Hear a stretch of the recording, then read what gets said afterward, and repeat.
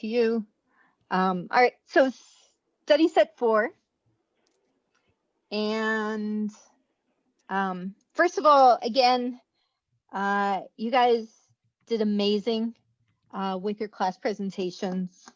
So much gratitude. I said this at the end of each one, but you all, every single one of you did amazing. So now back to the grindstone with this. So there's a lot this week. I mean, we're finishing up empirical formula. This is a tough study set and worksheet, and nomenclature is this week. The good news is there's next week is review on Tuesday. So it gives you a chance to breathe. All right, so for empirical formula, sorry, I need my numbers already crunched. Your first step is rewrite the percents as grams.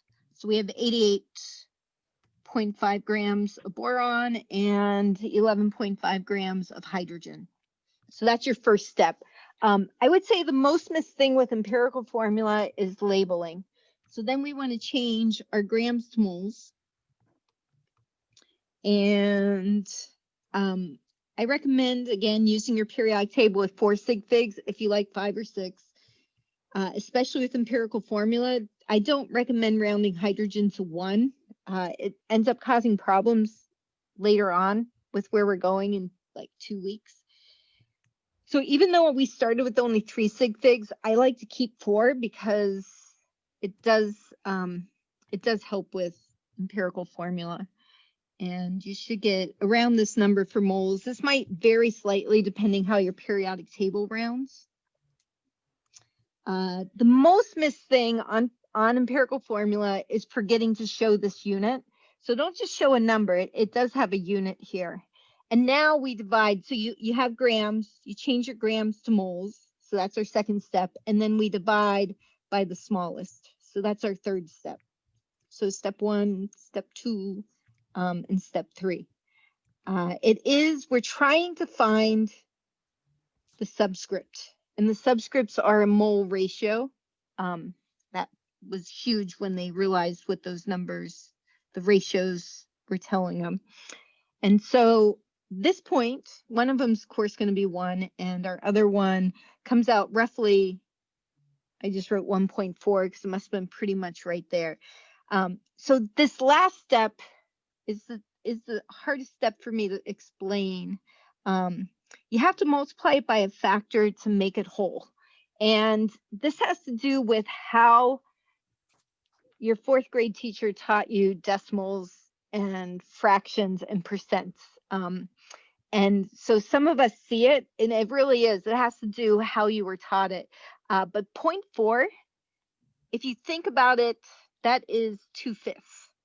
So you're multiplying by the denominator of what 0.4 means, which means you have to multiply by 5 to make this number a whole number.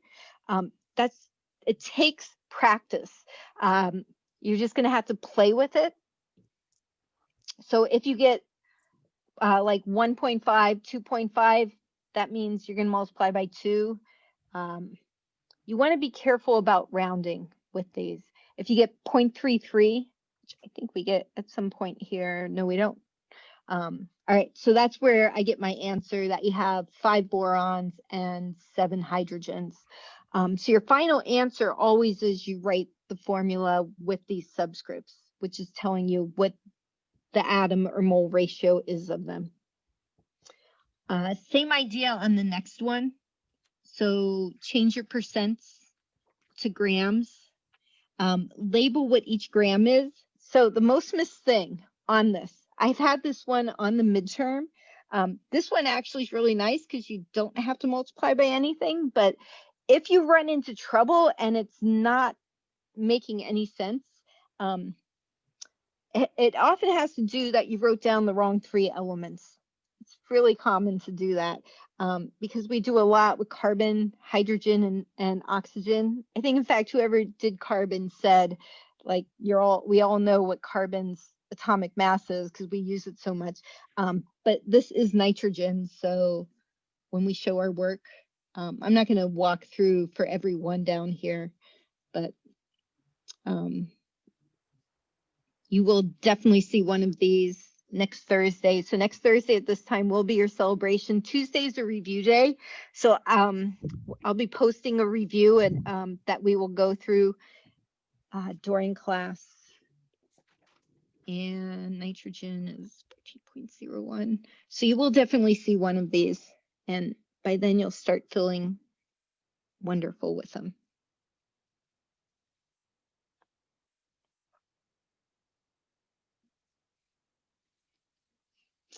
And just a reminder that you do have until next Thursday to turn in everything. So you can turn in anything late. So worksheets and study sets is just a 1 point fee. So you can go back and work on these. I do recommend that all of you go back and redo the study sets so that you feel comfortable with this. So we would divide all of them by the 1.238. You can show it individually like that, or you can also, some people will say, okay, I'm going to divide by the 1.238 moles, and we get numbers. So this is, if you kept 4 sig figs, that number, so back to a question that came up during office hours, 4.976, that is 5. If you're getting like 4.999, 4.98, you can pretty much say, okay, that is the number 5. Here we get, for the second one, 6.93. Again, that's pretty much, we're right there, 6.93. We can round that to 7. But if you have 6.8 or 6.85, that does not round. That either means you had something off, or 0.85 is, I have to think too much here. And then that one, of course, is 1. And so that's our ratio, is we would write C5, H7, N. Yeah, so that one's pretty straightforward. When we get to these, is there questions? For number 3, the numbers, when you go through it, for the sodium, you get a 1, 1, and 1.5 ratio. So whenever you get around 1.5 or 1.48 or 1.52, we're multiplying all of them by the same factor, by 2. And that's where I get 2 sodiums, 2 sulfurs, and 3 oxygens. For this one, when you do the iron and oxygen, you end up with pretty much a 1 to 1.33 ratio. Again, I'm just jumping to the last step, the ratio step. So 0.333, 0.34, that is 1/3, right?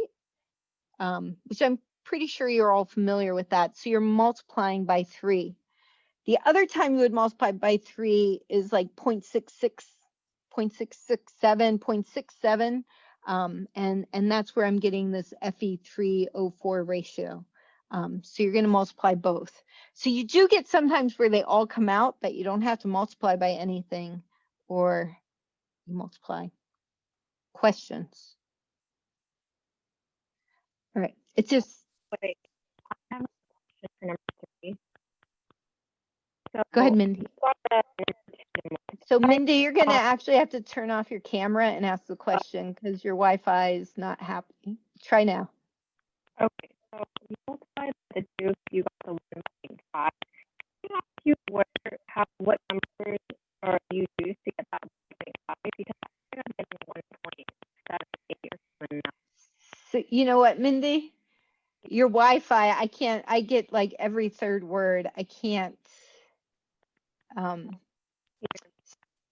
So the other thing you can do is, unfortunately, is you can sign off and sign back on. Sometimes that solves the problem. Or you have to move closer to the Wi-Fi. Yeah, I'm sorry. Or you can send me an email later and we can see if I can figure out what you're asking. Or if somebody could understand what she was saying, because I couldn't. I can just ask you your email, because I was wondering if you got how you got the 1.5. I got 1.7879. You probably have a number wrong. Okay. So I can read you what I got for my moles. I got 1.265 for the first 2. When I just did the grams to moles. So somewhere around that. Again, the last digit might vary. And then this one you should have gotten 1.898. for the oxygen. So that might be, that's probably why. Okay. So that's what I was trying to say. So I think that's what you're asking me, is if your ratios are coming out really weird, go back and see if you have a number wrong. And sometimes that's all it was. Yeah. All right. The next one is molarity. And molarity is another one of the big concepts.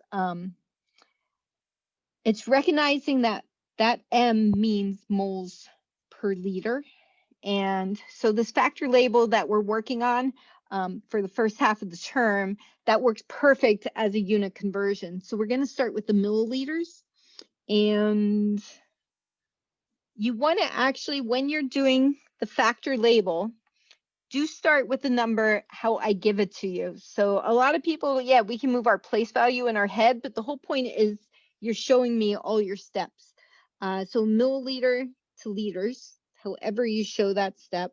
And then the molarity would come in 0.54545 moles per liter.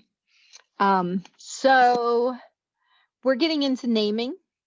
So hopefully by next week or this time we'll talk about bicarbonate actually after I go through this, but this is baking soda. I rearranged the order of stuff. And so usually we would have done naming. So that's why a lot of it's written out in words. And then we would just change our moles to grams. And this is going to be around 84. If you go with 4 sig figs, 84.01, this is going to limit us to 3 sig figs, our first number there. So that's where I got my number of 14.8.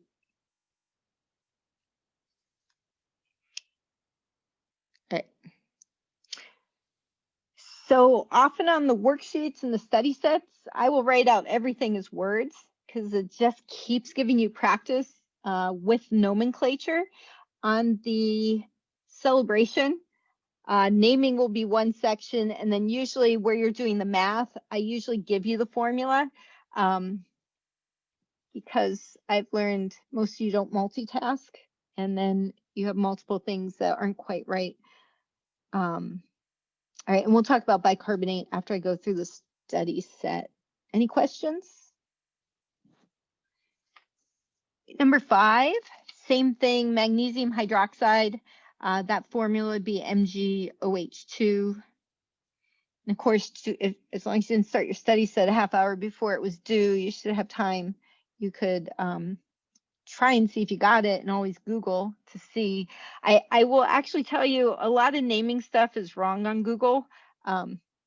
Having learned that last term I can always tell who's Googling their answers because they give really bizarre things and who's actually trying to learn how to name it as if they don't have access to Google.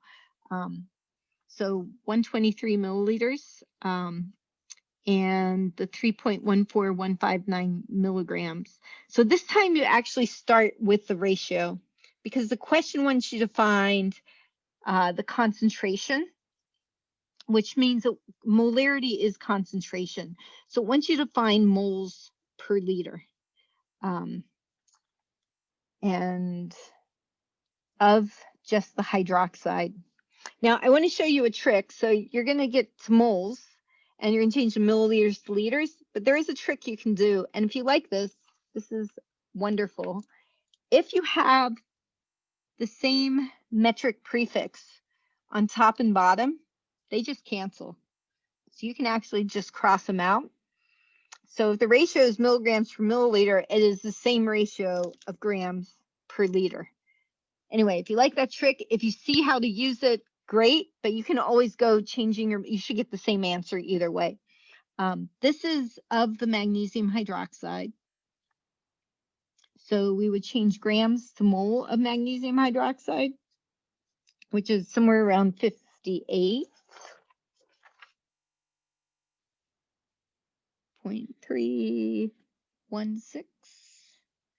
And that's magnesium hydroxide. So again, the parentheses mean we double both the O and the H. And then 1 mole of the compound, magnesium hydroxide, there will be 2 moles of OH, and that's it. And then that will give you the moles of hydroxide per liter. There was no use of Avogadro's number here because it did not ask you for atoms or molecules. And that should get you this number up here. I do want to mention one other thing because I should have done it on this question. I'm going to take this one more step or mention there is such a unit as molarity is a metric unit. So there is such a unit as little m, capital M. So anybody want to tell me what that unit would be and what it would mean? Moles is actually a metric unit. So little m means milli and the capital M means molar. So it's millimolar. Which would mean if I'd asked you to go there, you would say that for every 1 millimole, there's 10 to the negative 3 moles. It's just what milli means. And so then we would get 0.876 millimolar. I missed the opportunity to use that on the question. There's actually micromolar, there's zeptomolar, there's femtomolar, but millimolar and micromolar are actually used a lot by chemists and biologists. So that's more for your information. It's just a way to get rid of the exponent. All right, so then these problems are challenging problems. But what I have found is once you can do these and see how the units work out, then all the factor label that we did like in the first 2 weeks, it's like, oh, those are pretty simple. And so it's really good to challenge yourself. And if you didn't get them, then just kind of follow along. We're trying to do it in one flow. And so there's lots of pieces of information. Percents are a ratio, so that we're going to use somewhere in the middle. So all the rest are conversions. We're going to start with the mass. There's a general rule that if you have mass, you pretty much start there. So I want to label it because this is the size of the rock. And what we're trying to get to is the price. The other thing is if you ever get stuck, don't know where to start, don't know where to end, you can always start with the ending and work backwards. So you can always say, okay, well, I know about the money. It's 16 point, like you could start there. You can even start there at the beginning, 16.56 per troy ounce and work backwards and say, okay, I have to have troy ounces here. And I know 1 troy ounce is 31.104 gram. So there is always that. I've had some students play with that. Here, there is nothing under the kilograms. We want to get kilograms to grams. So 10 to the 3rd grams or 1,000 grams per kilogram. And then percents are almost always by mass. They're called a mass spectrometer. That's like with the $1 million, the most expensive piece of the Mars rover and all those things they send out into space are. So they're trying to find a percentage by mass. So what the percent is 3.14 grams of silver, which is Ag, per every 100 grams of the rock. So we can show it like that. We're at grams, change grams to troy ounces to money. It's not bad. So again, this is the percent. And this is how we would show the percent in our factor label is you want to have both parts labeled. You can also do it, and this one I'll show the percent a slightly different way. All right, during my office hours, the most asked question was on number 7. But we can do it. I like to start with all 3 of the dimensions in my first box.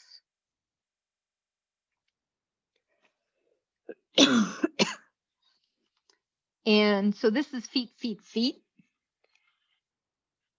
Chemists tend to work, the trick is a cubic centimeter is a milliliter. They are the exact same thing. And so just to be consistent, I'm going to always use that as my bridge between a cubic unit. So I'm going to change my feet to inches. And you either do this step 3 times, which I would run out of room, or you cube it. And so that's going to cross out my feet. And then I go 2.54 centimeters cubed per cubic inch. I mentioned I do recommend you put the cube right next to the number, because that way, because when you get down here, you're going to forget that you had to cube that number. You, of course, do not cube. These are the only two numbers we cube in the whole problem. Now, you can leave the next step out, or you can show it that a cubic centimeter is 1 milliliter. For about half the students, visually seeing that step is very helpful. And then you can do a milliliter is 10 to negative 3 liters.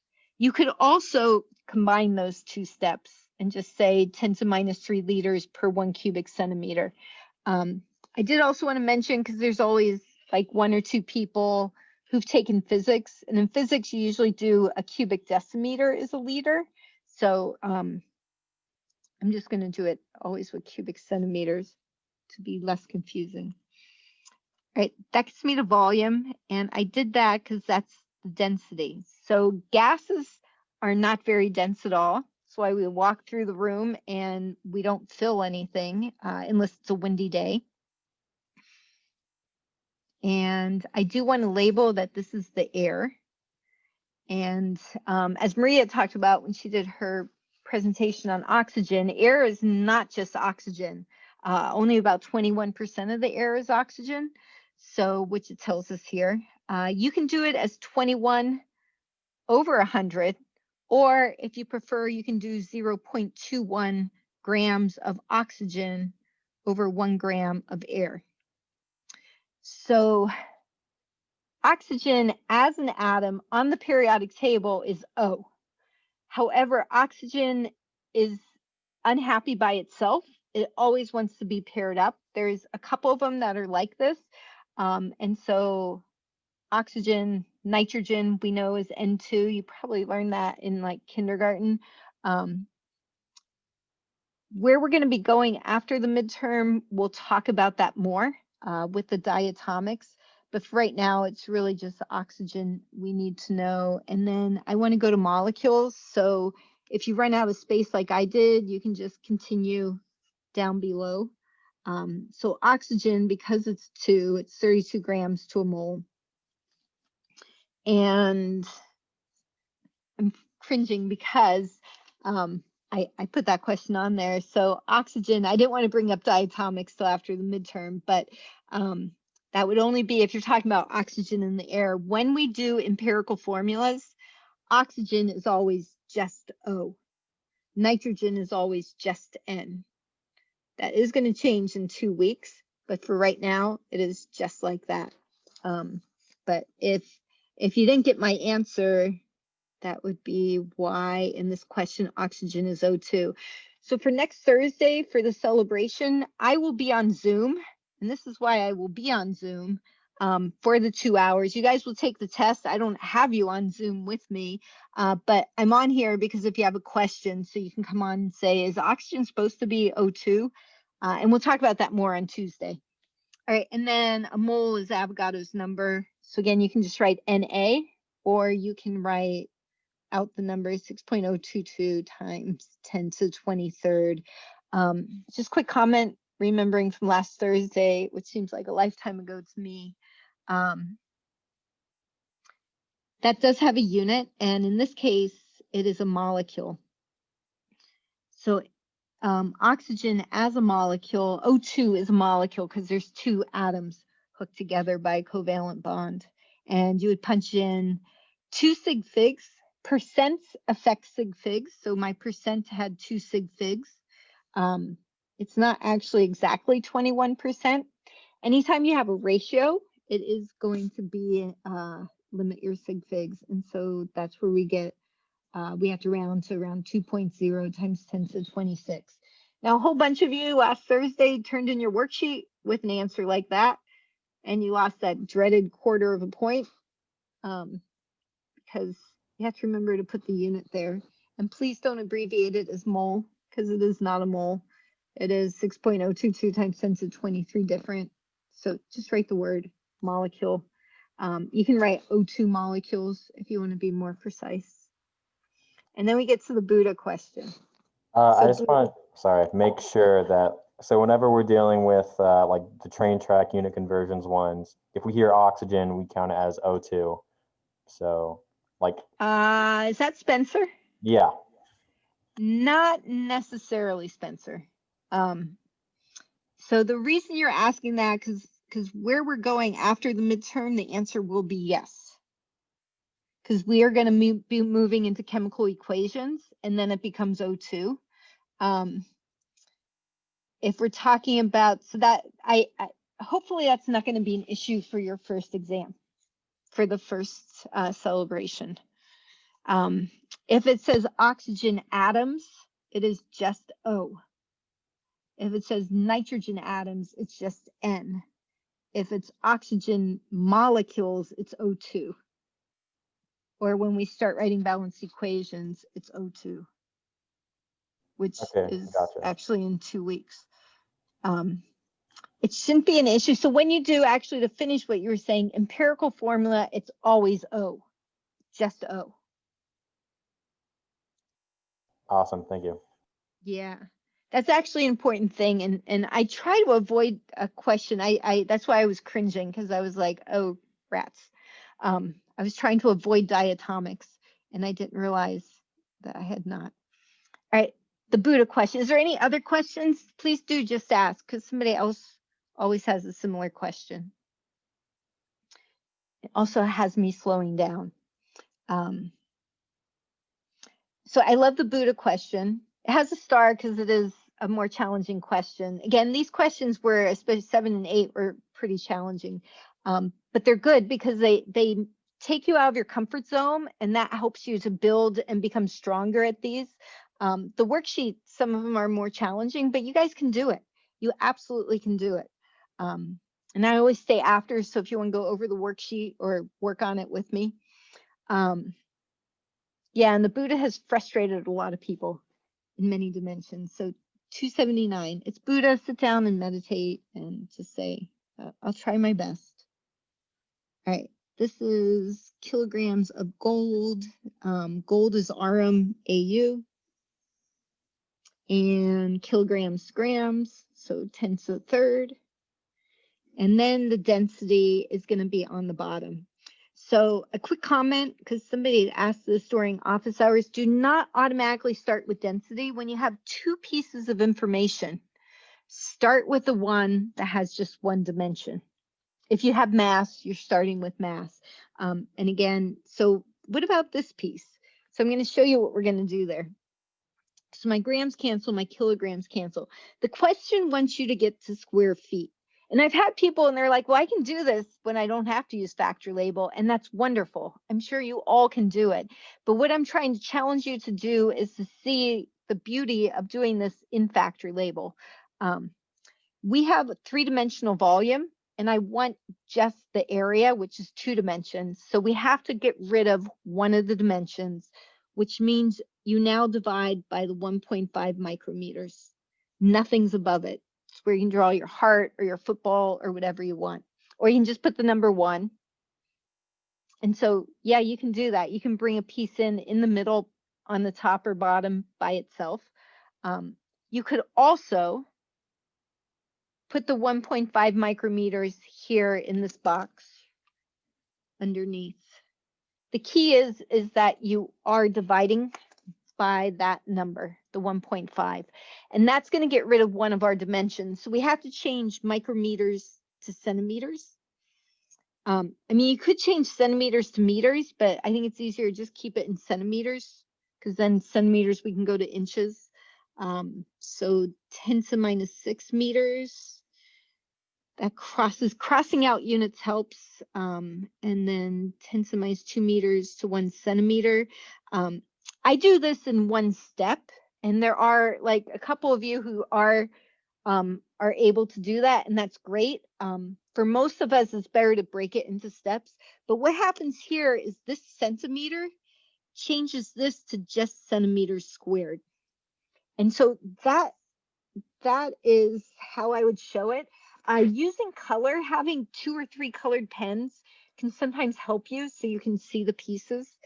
So now we're at centimeters squared here, and I need to get to square feet. So 2.54 centimeters squared to, and we want to square that 2.54 to an inch squared, and then 1 square foot is 12 squared inches squared. So I don't care that 12 squared is 144. I just write it as there's 12 inches in a foot and then square the number. And in my calculator, that's just as fast. It's better to write it as 2.54 than to find what that number is, because every time you approximate, you're a little bit more off. But that's the idea here. This is a huge Buddha statue. I actually am pretty sure I saw this Buddha statue because I saw a lot of really big Buddha statues when I was in Tibet. I had a lot of issues with Tibet when I was first there, but did eventually fall in love with the country.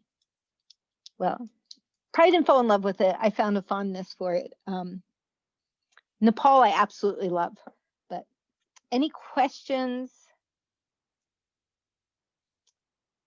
If not, I'm going to stop and move into